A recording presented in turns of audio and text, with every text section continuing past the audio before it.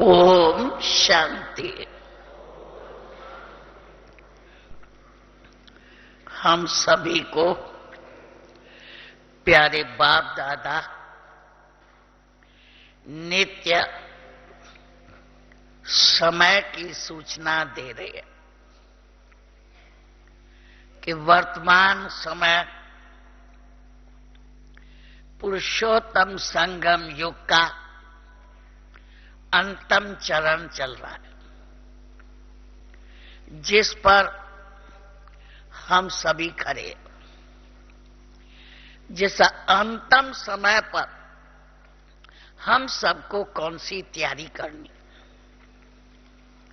हम जब प्यारे बाप के पास आए तो पहले हम बच्चों को बाबा ने पतित से पावन बना के सच्चा ब्राह्मण बनाया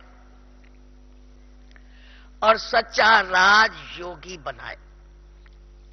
अब हम सब राज योगी राज ऋषि बन के गहन तपस्या कर रहे,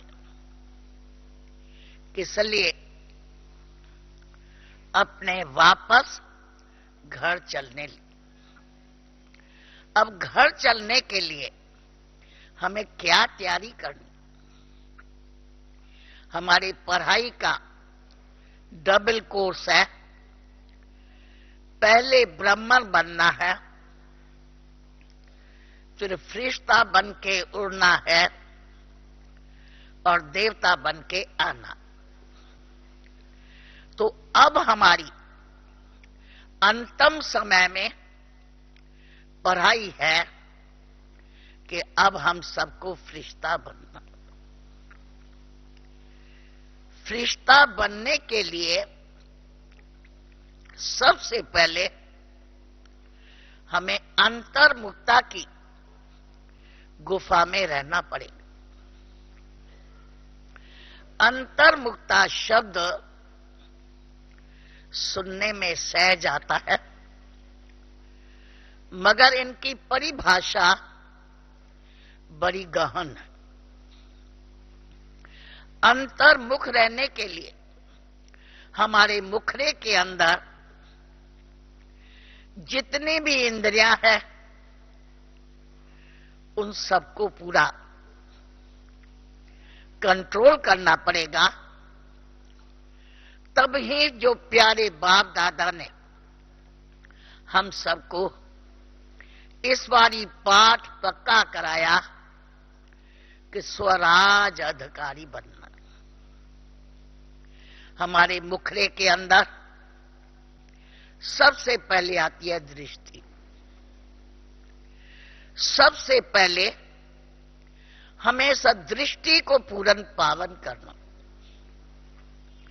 जिसके लिए प्यारे बाप दादा ने हमें सहज साधन दिया है। ब्राह्मणों को जब भी आपस में मिलो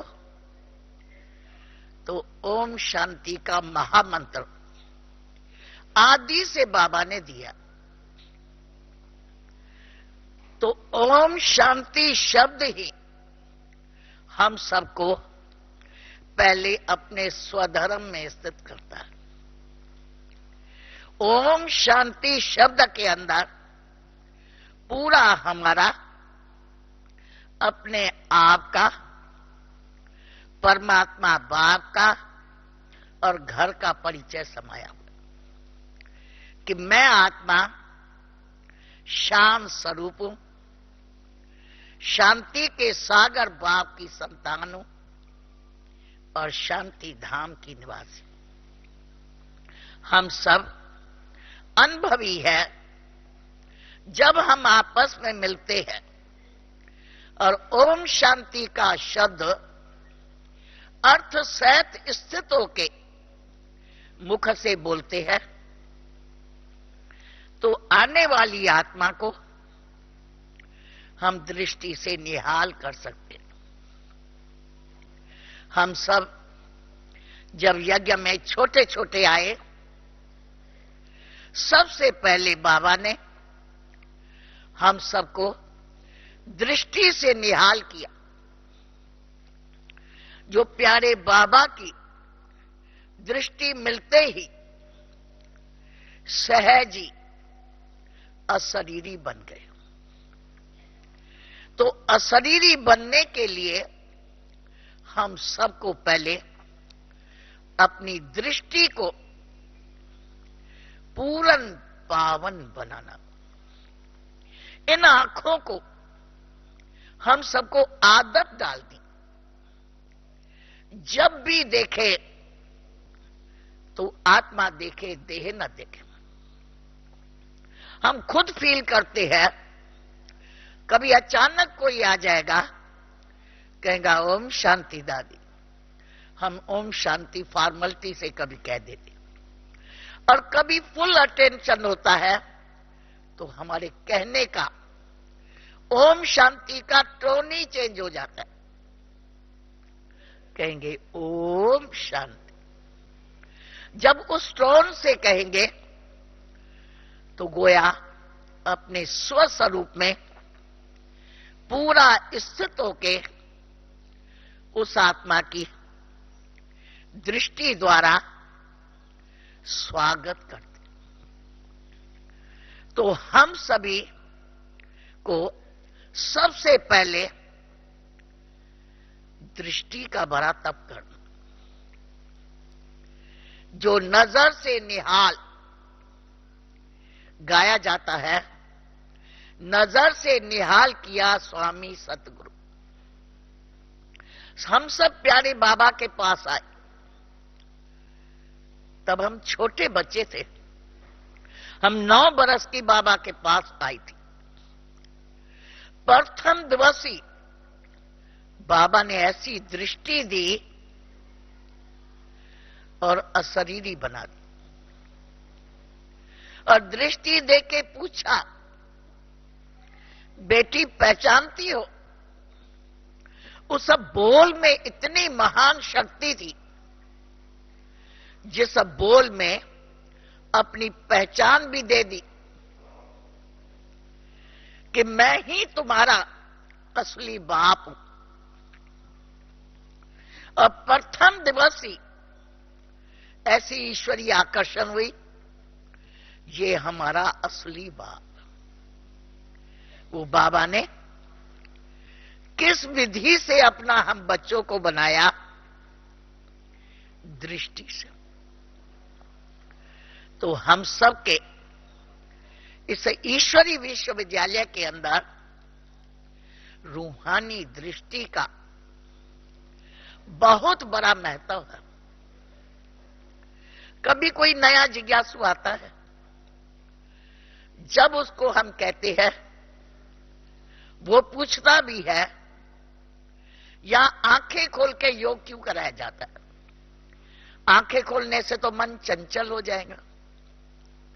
मगर हम सभी क्या अनुभव करते हैं? हम सब आंखें खोल के योग करते हैं। क्यों? हम सब ने अपने आंखों को रूहानी बनाया। हम कभी उनको मुस्कुरा के कह देता है, या आंखें खोल के योग क्यों कराया जाता है? हम कह देती हूं, भैया जी यहां आंखों का ऑपरेशन किया जाता है। क्यों? कलयुग में हम सब की आंखें क्रिमिनलाइज हो चुकी, सदा देह देखती है और धोखा खाती। इन आंखों को यहां ये प्रैक्टिस कराई जाती है, देखो तो सदा आत्मा देखो। बाबा ने आदि से हम सबको इस दृष्टि की पहचान थी। कहा जाता है, जैसी दृष्टि वैसी सृष्टि। दृष्टि बदलने से सृष्टि बदल जाती। तो हम सबको हमारे मुखड़े के अंदर जितनी इंद्रियां हैं, उन सब का गहन तपस्या करें तो हम सहज ही अव्यक्त फरिश्ता बन सकते। फरिश्ता क्या करता है? ब्राह्मण तो कथा सुनता और सुनाता, वो हम सबने इतने वर्षों से वाचा की सेवा तो बहुत की।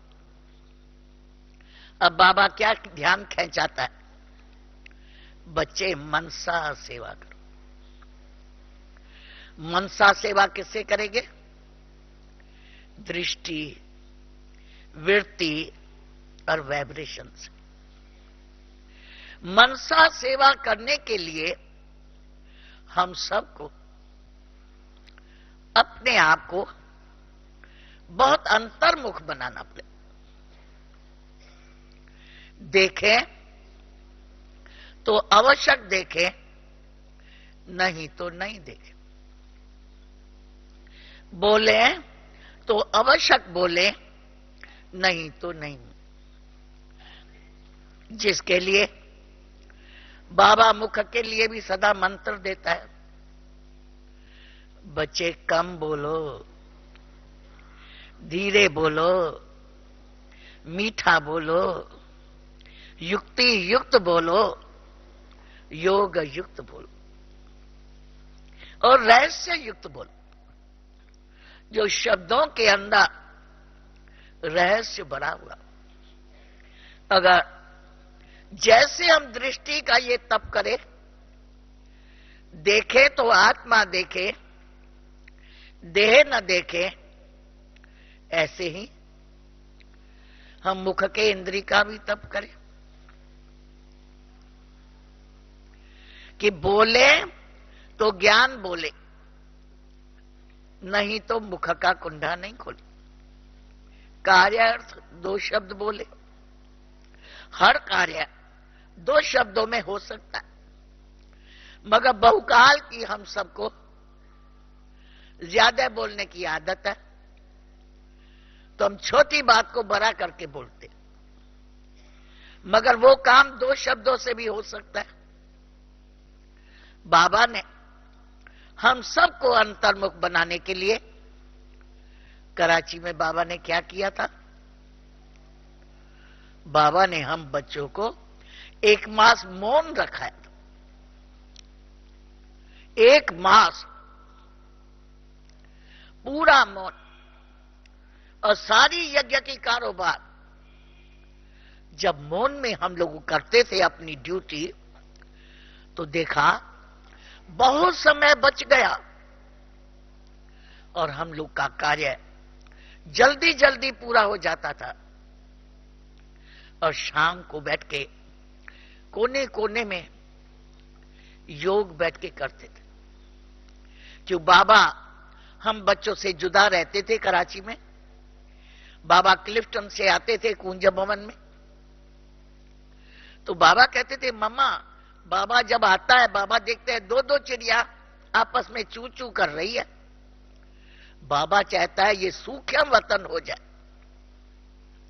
तब बाबा आएगा।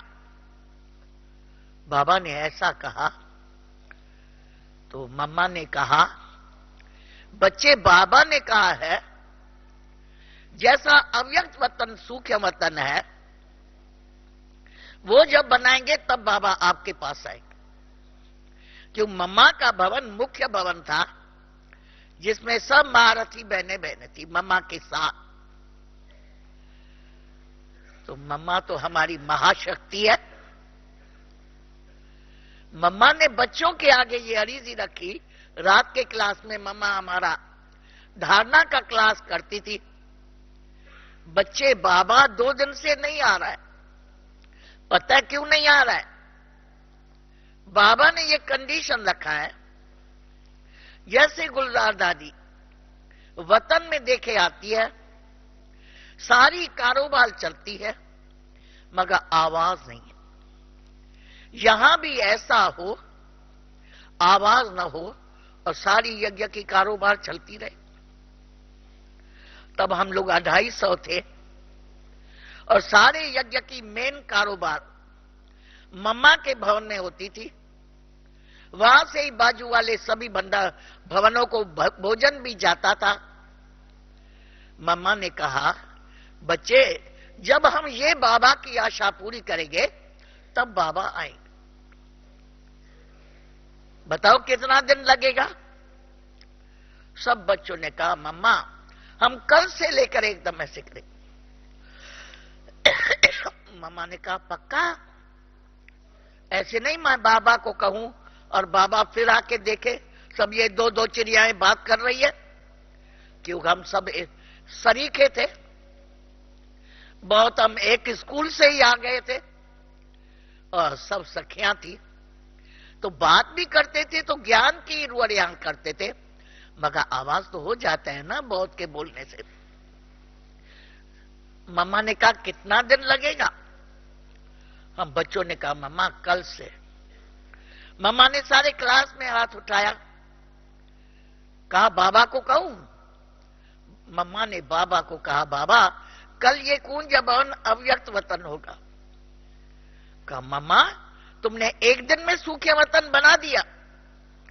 कहा बाबा आपसे बच्चों का बहुत प्यार है, आप आके मुरली न सुनाओ, आपने ये कंडीशन रखा तो बच्चों ने कहा हम एक दिन में इसको सूखे वतन बनाए। मम्मा ने कहा इतनी हिम्मत है, जो कार्य अर्थ बोलो, नहीं तो मुख का कुंडा नहीं खोलो।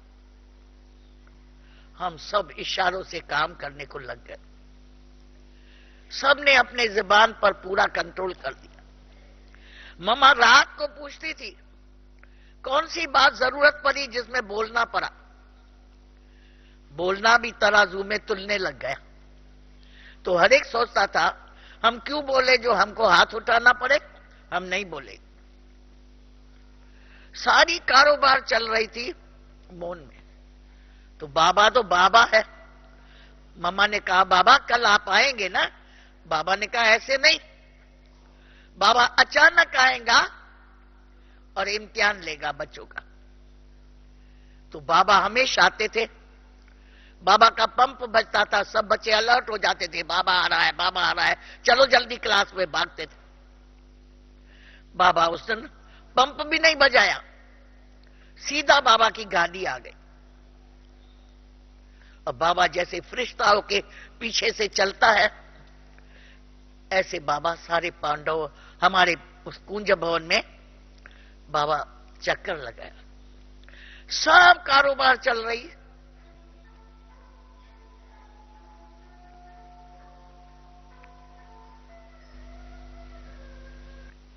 ओम शांति। तो कहने का भाव है अंतर्मुख रहने के लिए हमें सबसे पहले दृष्टि और मुख पर पूरा कंट्रोल करना होगा। जब इन दो इंद्रियों पर कंट्रोल होता है तो सहजी उपराम अवस्था बनती, तब कोई भी बात वैरत सुनने को मन नहीं करेंगे और सुतई मन के अंदर शुभ भावना और शुभ कामना की लहर होती। जब ये सब तीनों चारों बातें आ जाती है तो फरिश्तापन के लक्षण हमारे सामने सहज आ जाते। योग लगाना नहीं पड़ता है, सुतह लग जाता है। हम सबको फरिश्ता बनना है। अब हमारी पढ़ाई ये है, ब्राह्मण तो बने, पावनता का तो हम सब ने पूरा नियम पक्के कर ले। पूछेंगे तो कहेंगे इतने वर्षों से हम सब हैं। अब हमारी पढ़ाई है फरिश्ता बनने। कहा जाता है फरिश्ता जिसका एक के साथ सर्व रिश्ता होता है। सर्व रिश्ता एक के साथ होने से एक भी रिश्ता लीक नहीं करेगा। हम भारतवासियों ने परमात्मा बाप को सर्व संबंधों से अपनाया। और सब धर्मों में सिर्फ कह दिया God father, most beloved God father. Bharat की आदि से प्रेयर ही ये है, तुमेव माताश्च पिता तुमेव, तुमेव बंधुश्च सखा तुमेव, तुमेव विद्या द्रवणम तुम्हें। हम सब भारतवासियों ने जब बाप आया है तो बाप को सर्व संबंधों से अपनाया। तो फरिश्ता उसी का ही नाम है जिसका सर्व रिश्ता एक बाप से। जब एक बाप से सर्व रिश्ता होगा तो कोई भी रिश्ता लीक नहीं करे। जहां से वायर लीक हो जाए योग की, तो हम सबको फरिश्ता बनने के लिए एक बाप को अपना साथी और सारथी बनाना पड़ा। हम सभी बचपन से लेकर उसके गाइड और गार्जियन के अंदर पले हैं। बाप दादा ने ऐसी प्रैक्टिकल में पालना दी, माता के रूप में भी पालना दी, तो पिता के रूप में भी थी। बल मम्मा थी तो भी बाबा दोनों पार्ट साथ साथ बजाते थे। मम्मा तो हमारी पालना प्रैक्टिकल में मां की करती ही थी, मगर बाबा ने भी माता पिता बंधु सखा साजन सर्व संबंधों की प्रैक्टिकल में अनुभूति करा, जिस कारण कहां भी बुद्धि को लीक होने की मार्जिन न हो। तो हम सबको फरिश्ता बनना है।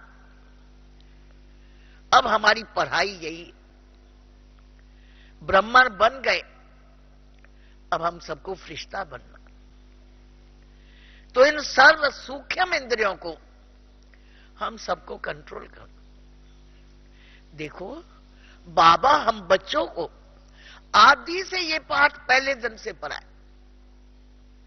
जब हम लोग घर से आए थे, बाबा कहता था बच्चे तुम्हें 3 सीढ़ी चढ़नी है। पहला, देह और देह के संबंध से मन का त्याग। दूसरा, सर्व कर्म इंद्रियों पर जीत। तीसरा, मन के वैरत संकल्प विकल्पों पर। तभी बाबा ओम मंडली में कहते थे तुम्हारी निर्विकल्प समाधि है, निर्संकल्प समाधि नहीं है, निर्विकल्प समाधि। आदि से बाबा ने पहला लेसन हम बच्चों को दिया था, जो आज हम पढ़ रहे। तो हमें सर्व कर्म इंद्रियों पर विजयी बनके राज अधिकारी बनना। तो उसके लिए सबसे पहले हम सबको अपने फरिश्ता के लक्षणों को याद करना पड़ेगा। फरिश्ता के फीचर्स क्या होते? फरिश्ता पहला उसका एक से सर्व रिश्ता। दूसरा फरिश्ता डबल लाइट। लाइट का तो रूप है ही है, साथ साथ लाइट माना सरल चित्त, इजी नेचर। हम सबकी ब्राह्मण परिवार के संगठन में सबसे पहले नेचर क्या चाहिए? इजी। एक ने कही दूसरे ने मान। वैसे भी कहा जाता है एक ने कही दूसरे ने मानी, वो है ब्रह्म ज्ञान। भक्ति में भी कहते थे इजी नेचर। हमारी टाइट नेचर नहीं हो, हमारी नेचर आपस में इजी हो, जिसको आज की भाषा में हम कहते हैं सनही बनना। आपस में सनई मूरत होके रहना है, तो फरिश्ता डबल लाइट होता है, फरिश्ता रहम दिल होता है, फरिश्ता खिम्याशील होता है, फरिश्ता सर्व गुणों का प्रतीक होता है। क्यों? फरिश्ता बनने के बाद तुरंत हमको देवता बनना, तो अब हमको फरिश्तापन के फीचर्स भी अभी धारण करने हैं, तो देवतापन के लक्षण भी हमें अभी धारण करने। जिन देवताओं की सदियों से हमने महिमा गाई है कि वो सर्वगुण संपन्न थे, 16 कला संपूर्ण थे। पहले कोई जिज्ञासु आता था तो आके क्वेश्चन पूछता था 16 कलाएं कौन सी होती?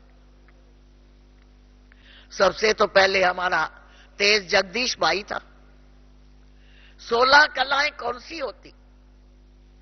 बाबा कहता था 16 कला कोई 16 कलाएं नहीं है,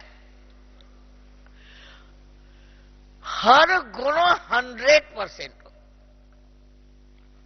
उसको 16 कला कहा जाता है। जैसे आगे कोई भी कुछ बोलता था तो कहता था मैं 16 ना सच बोल रहा हूं, माना मैं 100% सच बोल रहा। तो बाबा हम बच्चों को बताता था, बच्चे 16 कला कोई 16 कलाएं की बात नहीं है, माना 16 कला माना हर गुण 100% हो। ऐसे नहीं कहो हमें मधुर तो है मगर थोड़ी थोड़ी, हमारे सहन शक्ति तो है मगर थोड़ी थोड़ी। हर गुण और हर शक्ति 100% हो, इसको कहा जाता है 16 कला। तो अब जो हमारी पढ़ाई है, हमें फरिश्ता बनना, फरिश्ता बन के जाना है और देवता बन के आना है। तो फरिश्ता बनने के बाद देवता बनने की कोई मार्जिन नहीं है, अभी से दोनों बन के जाना है। फरिश्ता बन के जाना है और देवता बन के परम धाम से उतरना है। तो दोनों के लक्षण अभी हम सबको धारण कर। फरिश्ता क्या होता है? रहम दिल होने के कारण सदा वरदानी मूरत होता है, खिम्याशील होता है, अपकारी पर उपकार करता, साक्षात बाप समान हो।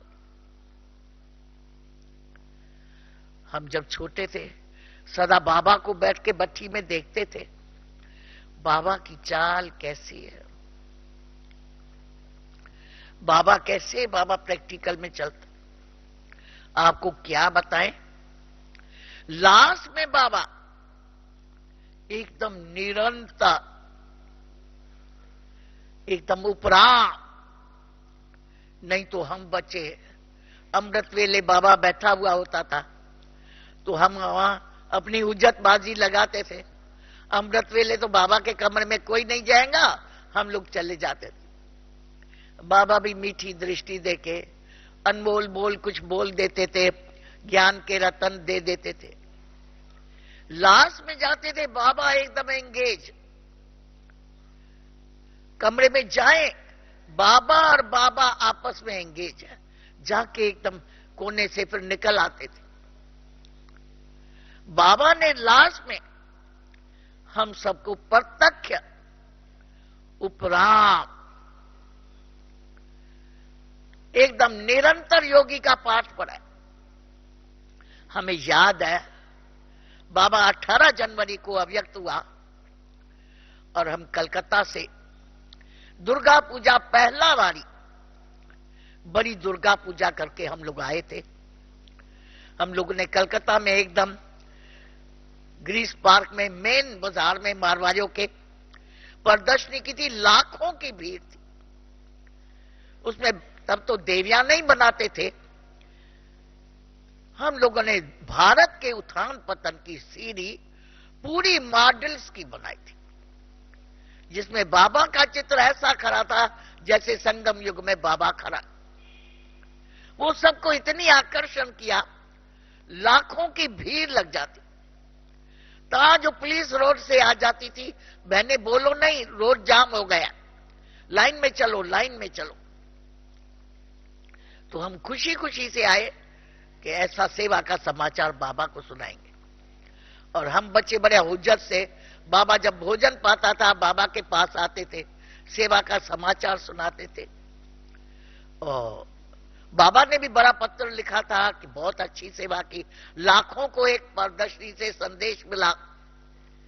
आधा मगर बाबा को जब शुरू किया, बाबा भोजन पाके शुरू किया, तो देखो आज तक हम लोग को क्या आदत है, भोजन पाएंगे 3 मिनट शिव बाबा को याद करके भोग लगाएंगे, फिर खाना शुरू करेंगे तो आपस में मैच पर सब बहनें इकट्ठी भी तभी होती है, बोलना शुरू कर दे। तो जब बाबा ने खाना शुरू किया तो मैं बाबा को बताया, थोड़ा समाचार शुरू किया। बाबा ने बड़े प्यार से मेरे को कहा, कुंज बेटी तुमने मेरे को शिव बाबा से जुदा कर दिया। मैं कहा बाबा आई एम सॉरी। बच्ची मैं आजकल बाबा को खिलाता हूं ना, एक एक गिट्टी गिट्टी पर बाबा को खिला के खाता हूं। देखो तुम बच्चे तो भोग लगा के और फिर आपस में बात करने लग जाते हो, बाबा भी पहले भोग लगा के और तुम बच्चे आते थे बात करते थे, मगर अब बाबा भोजन पाता है ना तो गिट्टी गिट्टी शिव बाबा को खिला के खाता। अभी बाबा मेरे साथ कंबाइंड है ना, मेरा कंपेनियन है ना, तो पहले उसको खिला के पीछे मैं खाता हूं। देखो कितनी बड़ी बात है। हम लोग अभी क्या करते हैं, भोग लगाएंगे, उसके बाद क्यों सारे दिन में बहनें मैज़ पर ही जो है खाने पर इकट्ठी हो जाती है, तो आपस में सेवा का समाचार शुरू कर दे। मगर बाबा ने लास्ट में क्या किया, गहन तपस्या। बच्ची आजकल मैं निरंतर बाबा को याद करता हूं, एक एक गिट्टी शिव बाबा को खिला के मैं खाता हूं। जो तो बाबा के साथ तो बाबा है ही, मगर बाबा ने हम बच्चों को सिखाने के लिए प्रैक्टिकल में पाठ पढ़ाया कि बच्चे अब अंतिम समय, बाबा ने तो तभी किया। हाँ 18 जनवरी पर बाबा अव्यक्त हुआ और हम दिवाली पर बाबा के पास आई थी दुर्गा पूजा करके, तो बाबा ने तो हाँ 68 दिवाली की बात आपको सुना रही। और हम सबको तो बाबा ने इतना टाइम दिया है, तपस्या को कम यहां हुए वो बच्चे भरपूर कर दो। तो अब हम सबका टाइम कौन सा है, अब हमारा टाइम है निरंतर योगी होने का। इस निरंतर योगी बनने में सबसे हम सबको विशेष गुण क्या धारण करना पड़ेगा, क्योंकि हम सभी संगठन में सदा पलते हैं। चाहे सेंटर में है स्टूडेंट टीचर्स का संगठन है, चाहे मधुबन में है तो सारा ब्राह्मण परिवार का संगठन है, और वहां भी ब्राह्मण परिवार का ही संगठन है, तो संगठन में पलते हैं। तो ज्ञान से परख तो बहुत आ जाती है। हमारा बहुकाल का संस्कार जो हम सबको अवगुण जल्दी दिखाई पड़ता है, गुण बहुत देरी से दिखाई पड़ता, जल्दी नोट हो जाता है। और बाबा का महामंत्र क्या है, बच्चे अवगुण चित्त न धरो। हम ब्राह्मण परिवार के संगठन में हम सबके आगे एक ये विघ्न आता है। ज्ञान से हम राइट रॉन्ग को परखना बहुत सीख गए हैं, मगर उसको हम दूसरे पर यूज करते हैं, अपने पर कम यूज करते हैं। हमारी मम्मा आदि से क्या पढ़ाती थी? बच्चे, गुण सबका देखो, अवगुण अपना देखो। क्योंकि अपना देखेंगे तब तो निकालेंगे ना। और तुम सब बच्चे क्या करते हो?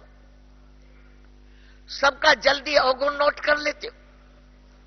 न सिर्फ नोट करते हो और फिर वर्णन भी करते हो आपस में, सखिया सखिया, जिससे वातावरण क्या हो जाता है? कहा जाता है अवगुण वर्णन करना क्या, अवगुण चित्त न धरो। तो हम सब ब्राह्मणों को अव्यक्त फरिश्ता बनने के लिए इन मुख्य धारणाओं को अपनाना बने। देखें तो सत्का गुण देखें और अवगुण अपना देखें। क्यों? अपने चेंज का जुम्मा हमारा है, दूसरे के चेंज का हमारा जुम्मा नहीं।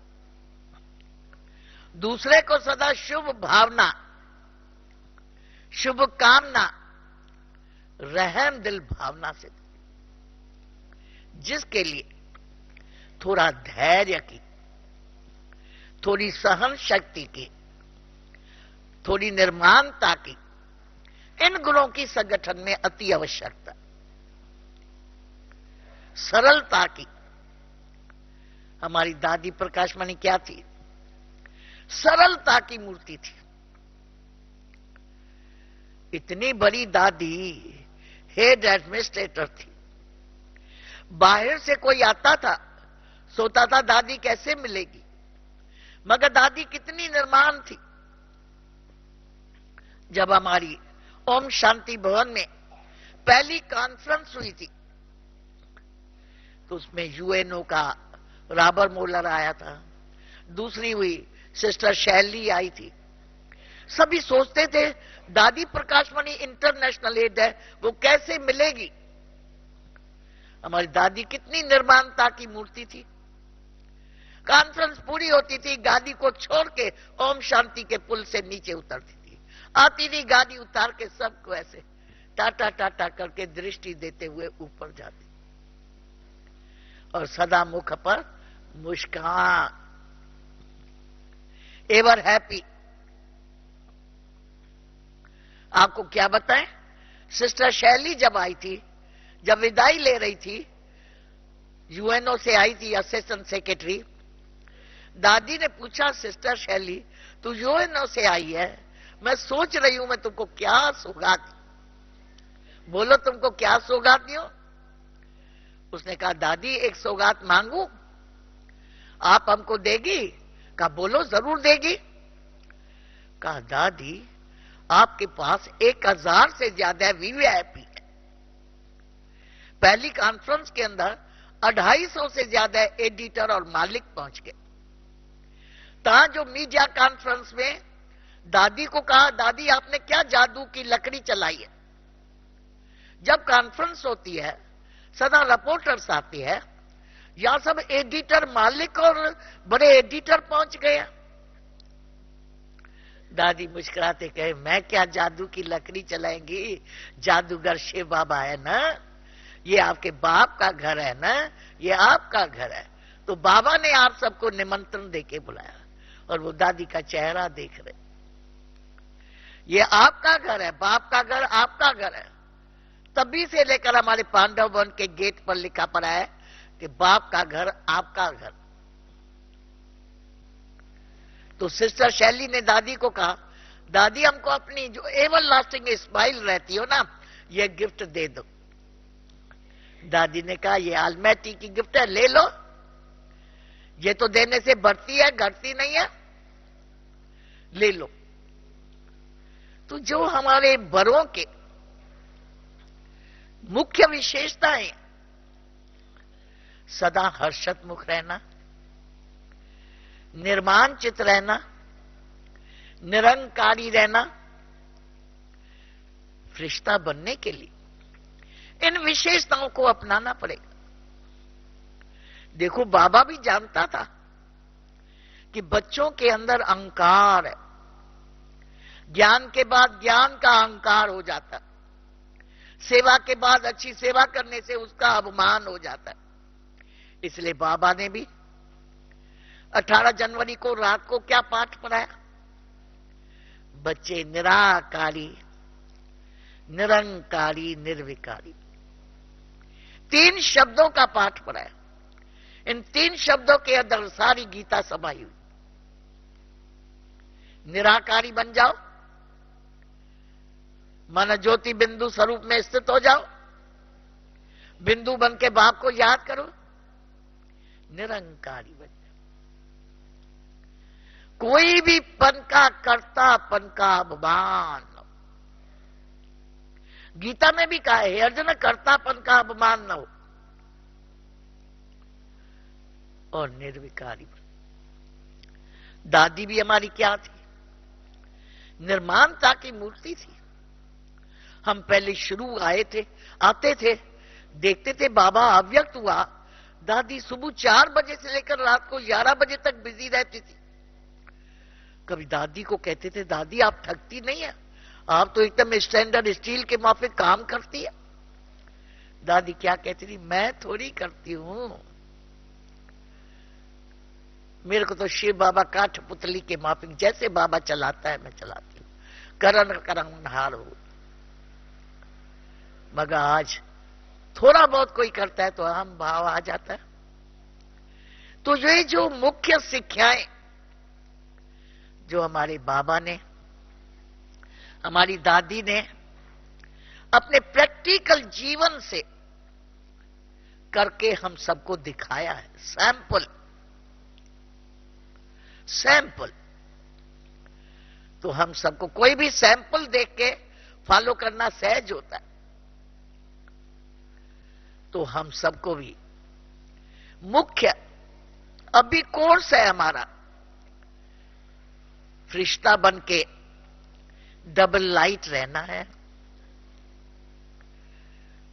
अंतर्मुख रहना है, सर्व शक्तियों का प्रतीक बनना है, सर्व गुणों के अपने आप को सजाना। देह को सजाना तो पहले दिन से छूट गया जब बाबा से आ गए, मगर दिव्य गुणों से सजाना, अष्ट शक्तियों के अस्त्र शस्त्र सदा कायम रखना। उसके लिए समाने की शक्ति चाहिए, सागर के समान। समाने की शक्ति सबसे बड़ी है। सागर की विशेषता क्या है? सागर के अंदर कितना किचरा डालो, सागर एक लहर से किचरे को बाहर फेंक देता है, खुद सदा साफ रहता। तो हम सबको भी संगठन में विशाल हृदय रखना, अपने हृदय को मैला नहीं करना है। कोई के अवगुण देख के अपना हृदय मैला नहीं करना। इसलिए समाने की शक्ति सबसे बड़ी। तो समाने की शक्ति चाहिए। देखो हमारे चित्र में क्या है, सागर के समान। जैसे सागर किचरे को फेंक देता है और खुद सदा देता है, माना विशाल हृदय। बाबा हमेशा मम्मा हमारी क्या सिखाया, इन धारणाओं से मम्मा इतना पहले गई और देखो अव्वल नंबर लक्ष्मी बन गई, इतना पहले गई।